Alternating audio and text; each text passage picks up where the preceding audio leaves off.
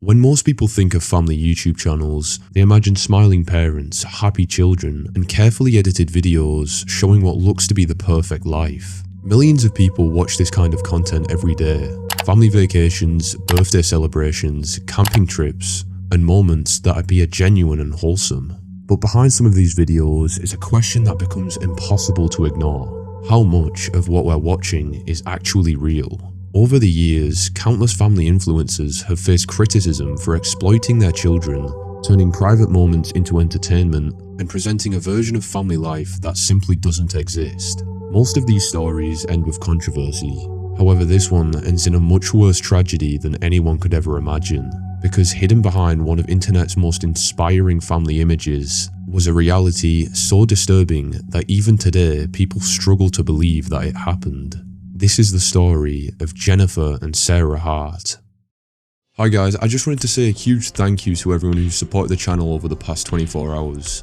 The positive comments and encouragement genuinely mean more to me than I can put into words. Seeing my last video help us reach over 1,000 channel views is something I never expected this early on.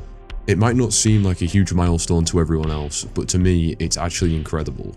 Your support motivates me to keep making more of these deep dives into internet horror. Thank you all for being a part of this journey, and I'll let the rest of the video carry now.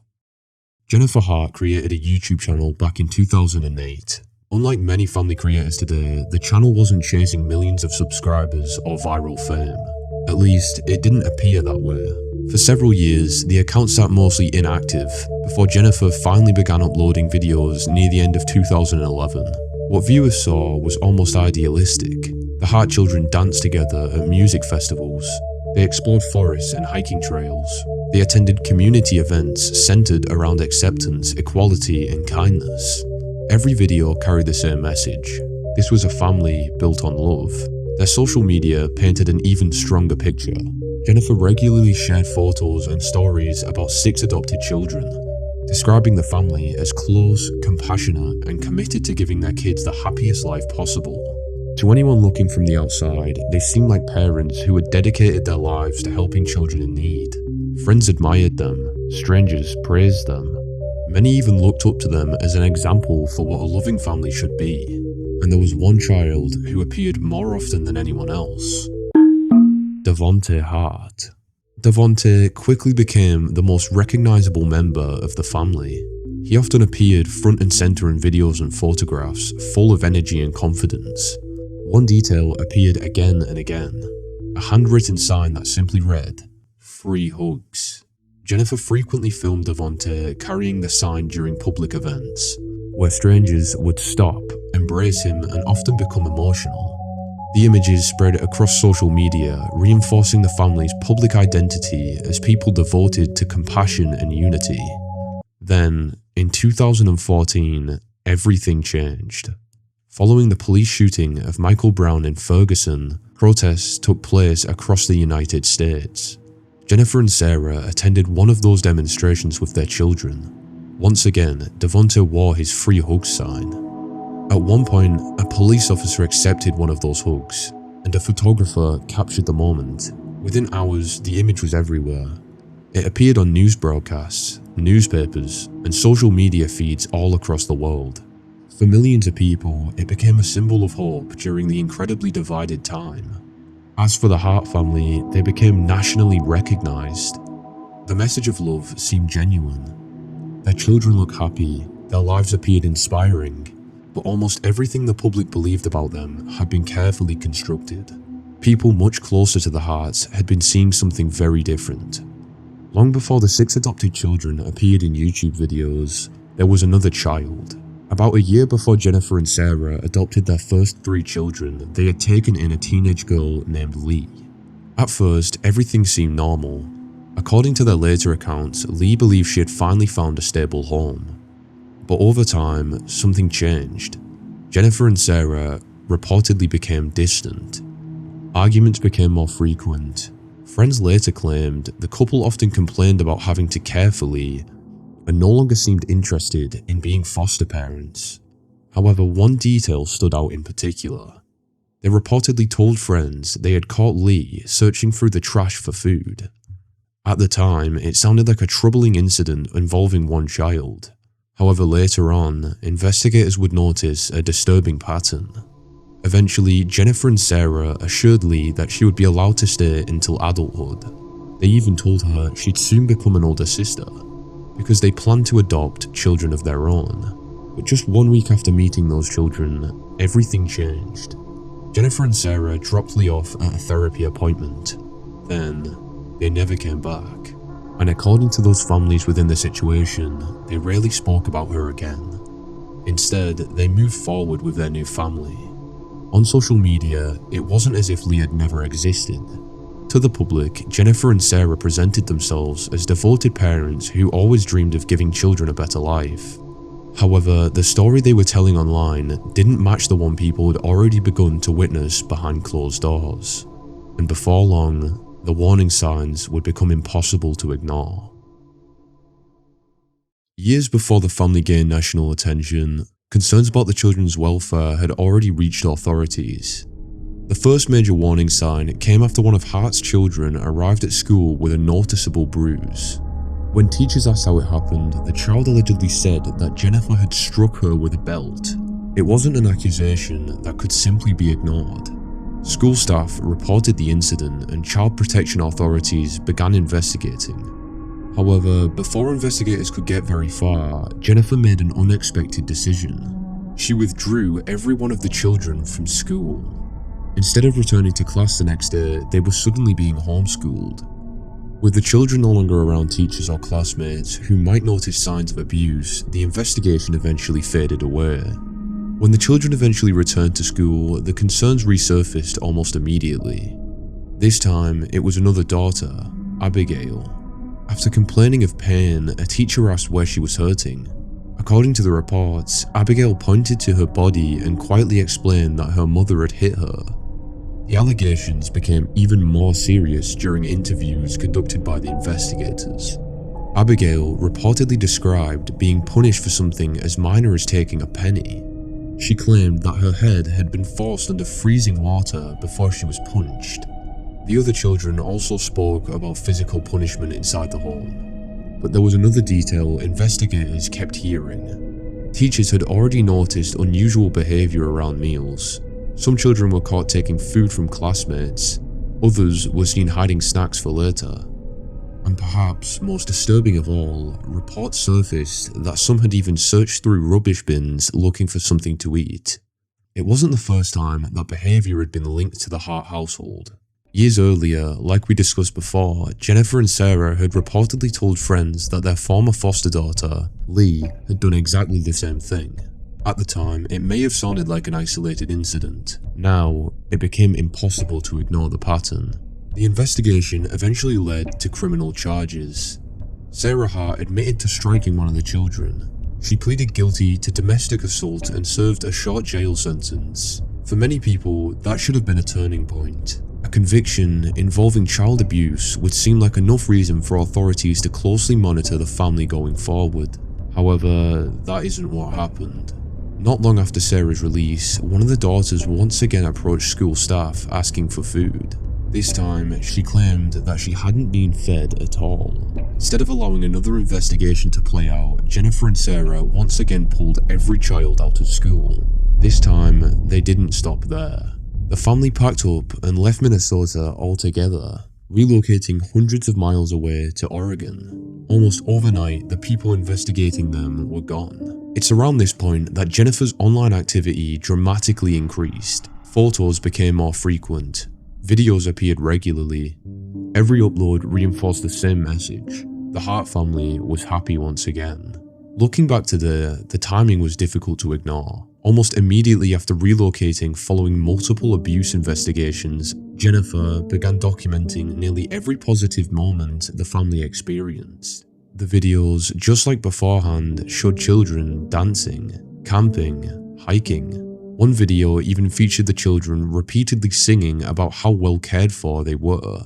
At the time, viewers saw it as heartwarming. Today, many people interpret those uploads very differently. Some investigators and observers have questioned whether the channel was ever intended to become popular at all. Instead, they believed it served another purpose: to create evidence, a public record that portrayed Jennifer and Sarah as loving, devoted parents. If anyone ever questioned them, there were hundreds of smiling photos ready to say otherwise. Friends scrolling through Facebook saw happy children. Neighbours saw a progressive, caring family. Even strangers believed they represented the very best of adoptive parenting. Some even admitted they wished they could have been parents just like Jennifer and Sarah. Few realised that while those carefully staged moments were being uploaded online, life inside the house was reportedly becoming even more controlling. As more information later emerged, investigators and former acquaintances described a household governed by strict control. Their children were reportedly not allowed to speak freely. Simple conversations often required permission. Even normal childhood behaviour could lead to punishment. Perhaps most disturbing of all was the continued use of food as a punishment. Former reports suggest meals were tightly controlled, leaving the children constantly hungry. Looking back at old videos today, many viewers have pointed out just how thin the children appear, some even looking noticeably younger than their actual age. However, one thing that is true is that no one could have imagined how much worse things were about to become. By 2017, Jennifer and Sarah Hart had once again left behind the people questioning their parenting and settled in Woodland, Washington. To everyone who met them, they appeared to be exactly what their social media suggested. A loving couple raising 6 adopted children while traveling the country and promoting kindness wherever they went.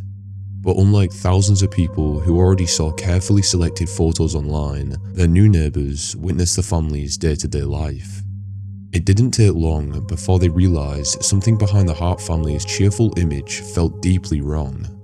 One night, around 1:30 in the morning, a neighbour was startled awake by frantic knocking at their front door.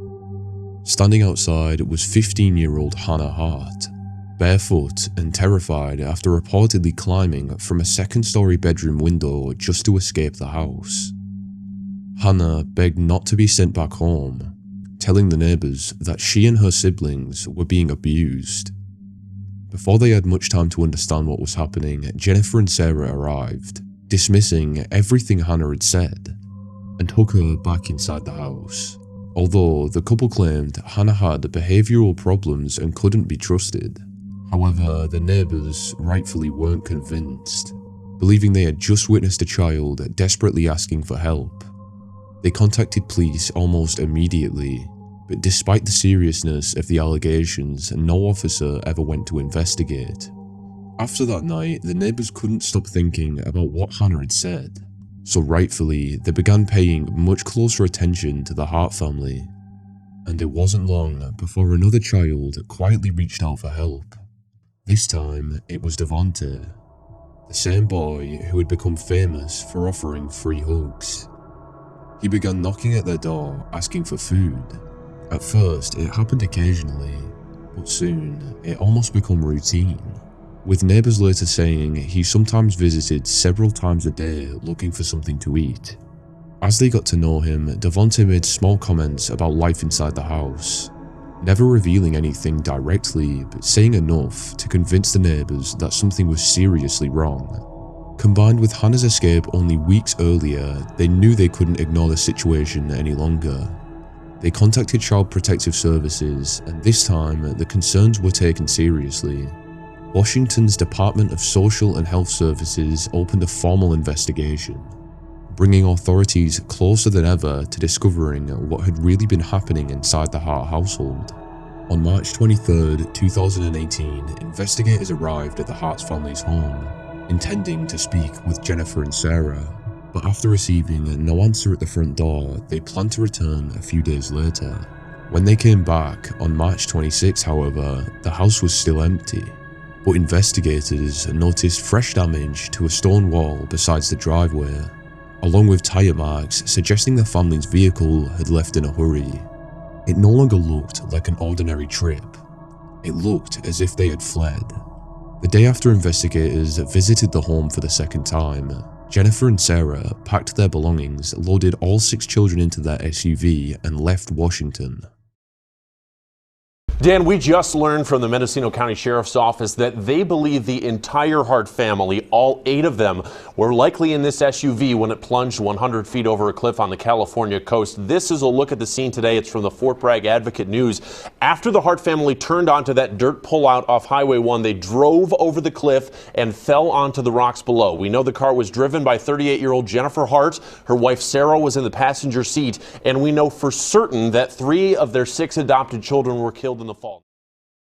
To anyone watching from the outside, it looked like another family road trip.